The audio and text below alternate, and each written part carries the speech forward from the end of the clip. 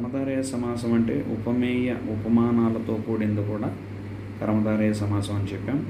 తేనె మాట, తేనె వంటి మాట.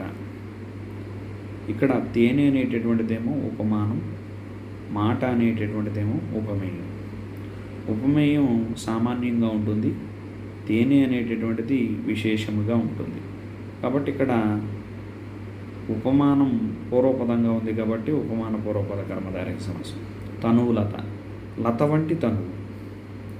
కాబట్టి ఇక్కడ లత అనేటటువంటిది ఏంటంటే ఉత్తరపదంగా ఉంది, ఉపమానం ఉత్తరపదంగా ఉంది కాబట్టి ఉపమాన ఉత్తరపద కర్మధారయ సమాసం.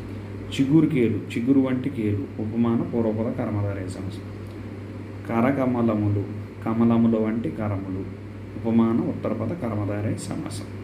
అట్లాగే మరి నరసింహుడు కూడా చెప్పొచ్చు, సింహం వంటి నరుడు, ఉపమాన ఉత్తరపద కర్మధారయ సమాసం.